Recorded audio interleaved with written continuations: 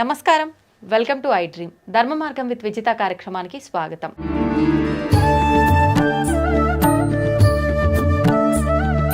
ప్రస్తుతం మనతో పాటు ఉన్నారు శ్రీ రామభద్ర క్షేత్రం నుంచి పండరి సంతోష్ కుమార్ శర్మ గారు. నమస్తే అండి. జై శ్రీరామమ్మ.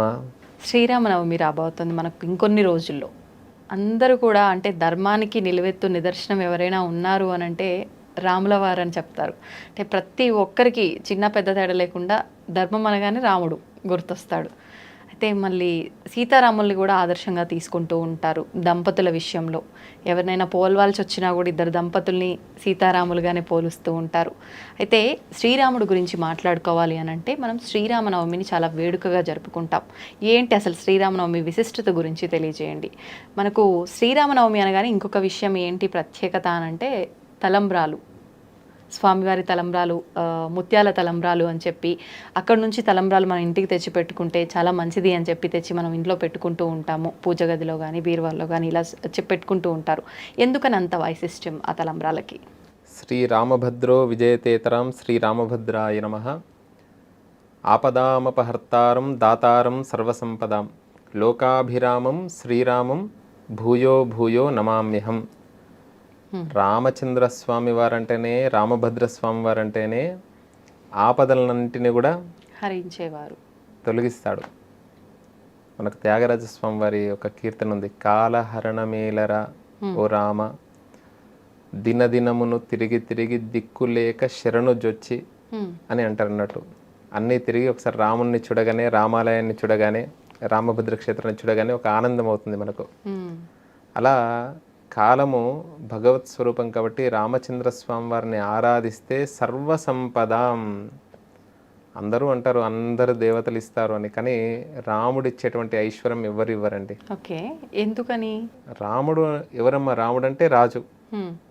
రాజుకు ఏముందమ్మా? సంపద. ఈ రాజులు రాష్ట్ర కేంద్ర సంబంధమైనటువంటి రాజులనే శరణు జొచ్చుతూ ఉన్నారు. వీళ్ళను కాకుండా అసలైన రాజును పట్టుకుంటే రామో రాజ్యముపాసిత్వా, రాముడు రాజ్యాన్ని పరిపాలించాడని చెప్పలేదండి, ఉపాసించాడు అని చెప్పారు. ఏ రూపకంగా రాముణ్ణి దర్శిస్తే, రాముణ్ణి ఆరాధిస్తే అలాంటి అనుగ్రహం కలుగుతుంది. ప్రధానంగా శ్రీరామ నవమి అందరికి రాముడు అనగానే సంవత్సరానికి ఒక్కసారి మాత్రము, రోజు అర్చిస్తారో ఆరాధిస్తారో తెలియదు కానీ శ్రీరామనవమి రోజు మాత్రము చిన్న పిల్లల దగ్గర నుండి పెద్దల వరకు కూడా అందరూ కూడా రాముడిని ఆరాధిస్తారు.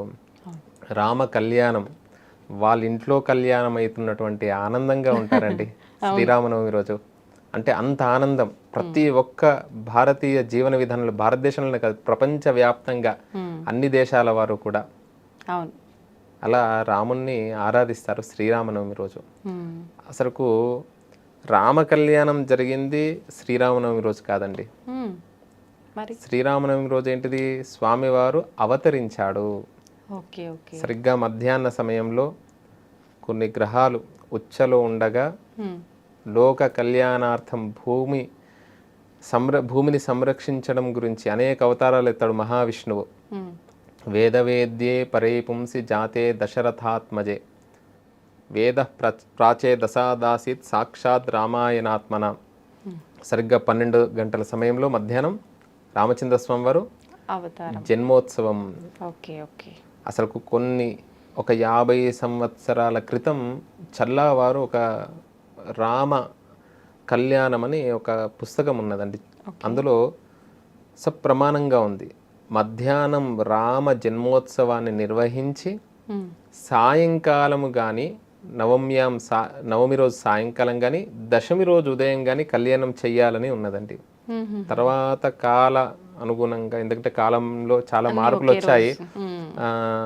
అలా ఆ సమయంలో పుట్టిన సమయంలో లోక కళ్యాణమే కదా స్వామివారు అవతరించింది, ఆ మధ్యాహ్న సమయంలో చేస్తున్నారు. అసలు రామ కళ్యాణం ఎప్పుడైందండి?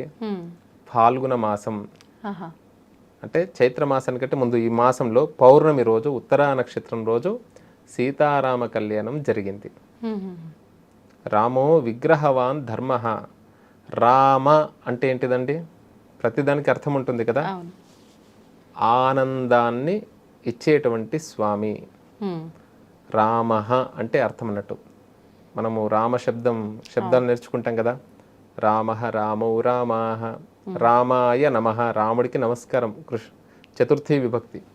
ఓకే. రామః నమస్కారం అంటే రాముడు నమస్కారం, రాముడు మనకు నమస్కారం చేస్తుండ, మనం రాముడికి నమస్కారం చేస్తుండ అంటే వ్యాకరణం. మనం రాముడికి అంటే రామాయ నమః, కృష్ణాయ నమః, గోవిందాయ నమః, విష్ణవే నమః. అలా శ్రీరామ నామాన్ని జపం చేయాలి ఆ రోజు ఉదయం నుండి. శ్రీరామాయ నమః, రామభద్రాయ నమః, రామచంద్రాయ నమః, శాశ్వతాయ నమః. అవకాశం ఉన్నవారు అష్టోత్తరం, లేదు మాకు రాదు శ్రీరామ జయరామ జయ జయరామ అనేటువంటి నామాన్ని ఆ రోజంతా కూడా చేయాలి. ఓకే. తర్వాత ప్రధానంగా ఆ రోజు మీరు అడిగినటువంటి ప్రశ్న చాలా బాగుంది. అందరికీ గుర్తొచ్చేటువంటిది ఆ సుముహూర్తం, ఇవన్నీ కూడా ఏమి చూడరు అన్నట్టు. ఏ సమయానికి సుముహూర్తం, మాంగళ్య ధారణ, ఇవన్నీ కూడా చాలా విశేషం. కానీ కొన్ని అక్షతలైన ఒక్క ముత్యమైన ఇంటికి తెచ్చుకోవాలి. మా ఇంట్లో కళ్యాణం అవుతుంది, మా అమ్మాయి వివాహానికి ఉంది, మా అబ్బాయి వివాహానికి ఉండు, భవిష్యత్తులో కూడా కావాల్సిందే కదా. కాబట్టి మంచి వరుడు దొరకాలి. ఇట్లాంటివి ఎన్నో ఆలోచనలు ఉంటాయి కొంతమందికి. చిన్నప్పటి నుండే చిన్న వయసు ఉన్నా కూడా అమ్మాయిలో అబ్బాయిలో అంటే భవిష్యత్తును కలగంటుంటారు అన్నట్టు కొంతమంది తల్లిదండ్రులు. అట్లా అనుకొని తప్పకుండా కళ్యాణానికి వెళ్ళి లోక కళ్యాణం, మా రాముణ్ణి ఆరాధిస్తే సకల విద్యాప్రదాయకుడు, ఐశ్వర్యం, రామపూజనాథ్, రాముణ్ణి పూజిస్తే, రాముణ్ణి ఆరాధిస్తే ఐశ్వర్యం లభిస్తుంది. ప్రధానంగా ఈ తలంబ్రాలలో ఒక శ్లోకం ఉన్నదండి, చెప్పండి. మనకు లగ్నాష్టకాలని అంటారు. అంటే రామ కళ్యాణం ప్రారంభమవుతుంది. అష్ట అంటే ఎంతండి? 8 శ్లోకాలు చెబుతారండి. చెప్పి ఒక్కొక్క శ్లోకానికి ఏమంటారు? సావధాన సుముహూర్తే సావధాన. అవధానం అంటే అష్టావధానం, శతావధానం అంటుండే కదా. అంటే 8 మంది కూర్చొని అడిగితే అష్టావధానం, 100 మంది కూర్చొని అవధానిని అంటే మంత్రాలు చదవడమా? మామూలుగా అవధానం. ఇప్పుడు కొంతమంది మహనీయులు ఉన్నారు, అవధానులు, గురువుగారులు ఎంతో మంది ఉన్నారు మనకు. అవధాని అంటే గుర్తుకొచ్చేటువంటిది పండితులు అనా ఏంటి? శర్మ గురుగారు ఉన్నారు కదా, వారు మహాసహస్రావధాని గురువుగారు. ఇట్లా గరకపాటి నరసింహారావు గురువుగారు, ఇలా ఎంతో మంది అవధానులు ఉన్నారు. అంటే వీళ్ళు అవధానులు అంటారు అన్నట్టు. అవధానం అంటే ఎంతమంది ప్రశ్న వేసినా కూడా దానికి సమాధానం చెబుతూ ఉంటారు. అంటే మనస్సును సావధాన్ అంటుంటే, సరస్వతి శిశు మందిర్ విద్యాలయాలు ఉంటుండే కదమ్మా. అవును. అప్పుడు ఏం చేస్తుంటే సావధాన్ అంటే అటెన్షన్ గా ఉండండి, సుముహూర్తం అవుతుంది, జీలకర్ర బెల్లం పెట్టేటువంటి సమయం అవుతుంది, సావధాన్ అంటాం కదమ్మా. అలర్ట్ చేయడం. అక్కడ ఉండేటువంటి వారందరూ కూడా వివాహంలో ఆ సుముహూర్తం అయ్యే సమయంలో ఎవరికి వాళ్ళు మాట్లాడుకోమని చెప్పలేదు. మనకు వివాహ సంస్కృతి అంత గొప్పనటువంటి, అందరూ సావధానంగా ఉండండి అని చెప్పేసి ఈ శ్లోకాలు చెప్తారు. 8 లగ్నాష్టకాలు చెప్తారు. అందులో అద్భుతమైనటువంటి శ్లోకం అండి. ఇప్పుడు ముత్యాలకు సంబంధించిందే, తలంబ్రాలకు సంబంధించిందే. చెప్పండి. జానక్యా కమలామలాంజలి పుటే. జానకి దేవర ఎవరండి? సీతమ్మవారు. సీతమ్మవారు. అమ్మవారి చేతిలో ఎలా ఉన్నాయి? అంజలి పుటే. జానక్యా కమలామలాంజలి, అమల అంజలి పుటే యాహ్ పద్మరాగాయితాహ. చేతిలో ముత్యాలు ఉన్నాయండి. ఎలాంటి వర్ణంలో ఉన్నాయంటే అమ్మవారి యొక్క కాంతి చేతికి గోరంటాకు పెట్టుకుంటాం కదా, ఆ కాంతి చేత పద్మరాగాల వలె ఉన్నాయంట ముత్యాలు. అంటే ఎరుపు వర్ణంలో ఉన్నాయి. అలాంటి ముత్యాలు రాఘవుడి యొక్క శిరస్సు మీద, ఇక్కడ బ్రహ్మరంధ్రం అంటాం కదా, అలా పోయగానే జాలువారుతూ ఉండగా న్యస్తారాఘవమస్తకే చ విలసత్కుంద ప్రసూనాయితాః. రాఘవుడి యొక్క మస్తకం మీద నుండి జాలువారుతూ ఉండగా కుంద అంటే తెల్లగా కనబడ్డాయి. యా కుందేందు తుషారహార ధవలా యా శుభ్ర వస్త్రావృత అని సరస్వతి అమ్మవారిని ధ్యాన శ్లోకంలో చేస్తాం కదా, అంటే తెలుపుకు ప్రతీకలు అన్నట్టు. అలాంటి ముత్యాలు స్వామివారి యొక్క శిరస్సు మీద జాలువారుతూ ఉండగా యా ఇంద్రనీలాయిత, ఇంద్రనీలమనుల్లాగా మారాయంట. ముత్యాలు తెలుపువే, అలా ఇంద్రనీలమనుల్లాగా కనబడుతున్నాయి. స్రస్తా శ్యామలకాయ కాంతి కలితాయా ఇంద్రనీలాయితాః. ముక్తా, అలాంటి ముత్యాలు, ముక్త అంటే ముత్యాలు. శుభదా భవంతు భవతాం శ్రీరామ వైవాహికాః. ఈ రామ సీతారామ కళ్యాణంలో పాల్గొన్నటువంటి వారికి అందరికీ కూడా లోకానికంతటికీ కూడా లోక కళ్యాణార్థం అవతరించాడు. రాముడు అంటేనే రామాయణం, రామస్యాయనం, రాముడి యొక్క మార్గం. జగదానందకారక జయ జానకి నాయక అంటాం కదమ్మా. జగత్తుకే ఆనందకారకుడు అంట. ఏదో రూపం చేత కాదు, ప్రతి ఒక్కరిని కూడా ఆనందింపే చేసేటువంటి స్వామి రామచంద్ర స్వామి వారు, రామభద్ర స్వామి వారు, శ్రీరాముడు.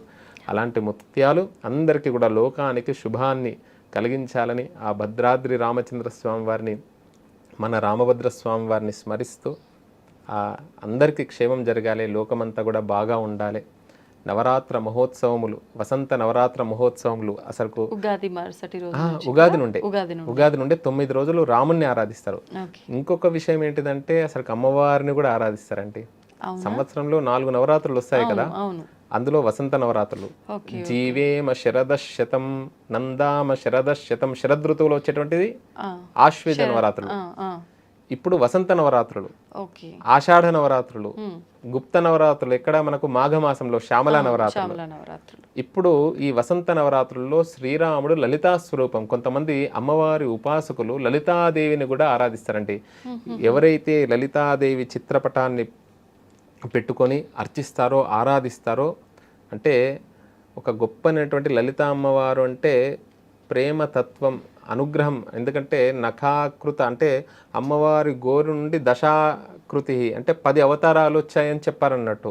కాబట్టి ఆ లలిత అమ్మవారిని ఆరాధిస్తే సకల దేవతలను కూడా ఆరాధించవచ్చు అని ఈ దేవి తత్వంలో కూడా చెప్పడం జరిగింది. అయితే అందుకని చెప్పి ఈ 9 రోజులు కూడా అమ్మవారిని కూడా ఆరాధిస్తారు. అమ్మవారికి సంబంధించినటువంటి ఉపాసకులు ఎవరైతే ఉన్నారో అలా అంటే రాముని లలితగా భావిస్తూ ఉంటారు కొంతమంది. అంటే ఇవి కూడా ప్రాంతాన్ని బట్టి ఒక్కొక్క రకంగా ఆచరిస్తూ ఉంటారు కదా, ఏ విధానమైనా కూడా అంత అంటే మొత్తం ప్రపంచం అంతా కూడా రాముడు అంటే రాముడిని ఆరాధిస్తారు. మిగతా దేవతలు అటు ఇటు ఒక విధానంగా చేస్తారు, కానీ రాముడిని మాత్రం అందరూ ఒకే రకంగా ఆరాధిస్తారు. ధన్యవాదాలండి. జై శ్రీరామమ్మ.